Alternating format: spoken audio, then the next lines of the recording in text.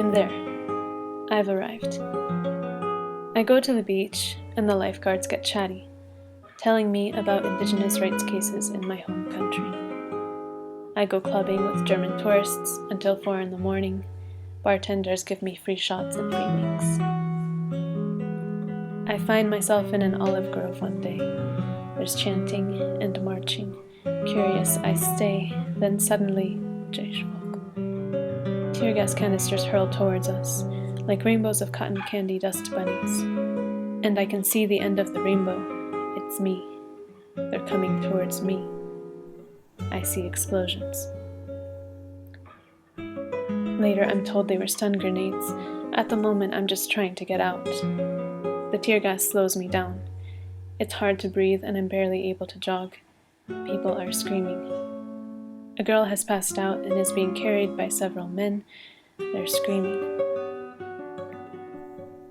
Later that day, I'm sitting at a cafe, because what happens after moments like those? Life happens. I'm sitting with my friend. We watch the sunset behind overlapping valleys. We smile. A server comes to our table and asks, "Why are you happy?" I don't know what to say. I don't know. I think I get where the local's coming from, and at the same time, how could I possibly understand? And at the same time, how could he possibly understand? Later, I'm up north.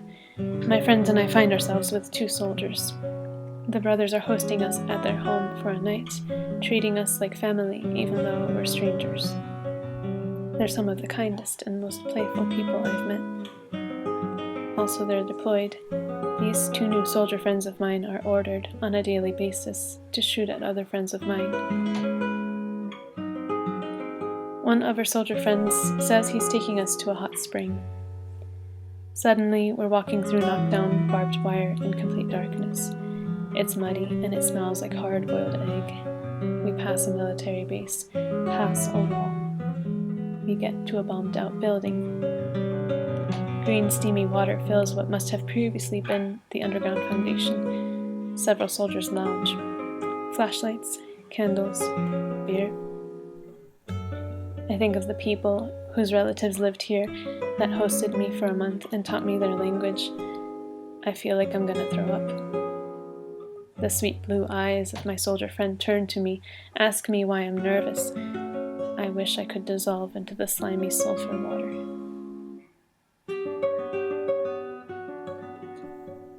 And there was that time with the juice bar. I hesitate to crucify my wallet for overpriced liquids, but it was hot out, and I was tired of being mistaken for a local while feeling like a sore thumb, so I ask for a drink, and I get asked to come back, and I do.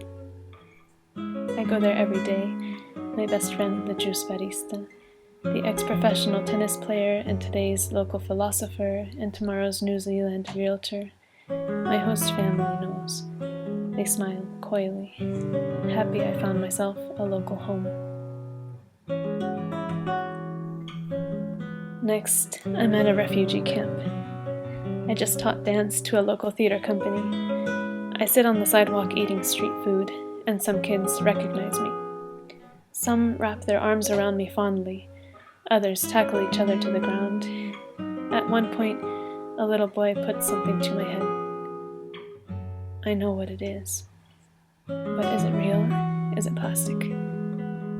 I calmly tell them I don't find it funny. They pull the toy away. I conceal the fact that I was just shaken inside. It takes effort to understand that this was an act of inclusion, a demonstration of familiarity, and by no means offense. They were treating me like they treat each other, like others treat them. One learns from experience. During my final days there, I'm stopped at a border crossing at 8:30 a.m. I'm held there till 6 p.m. 3 separate sessions of interrogation, a full-body feel-up. Soldiers gather, and I dance to a backdrop of sirens that they had turned on in my honor. Why? because my suitcase had the wrong alphabet inside, because I was wearing long sleeves and stood out among other tourists' obvious lack of cultural understanding. So I was suspicious to the regime. They threatened that I'd never be let in again.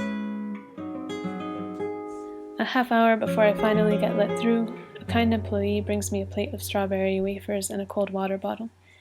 It's all the food I've had that day. My journal's been photocopied, personal belongings taken away, passport marked to identify me as one of their most dangerous visitors.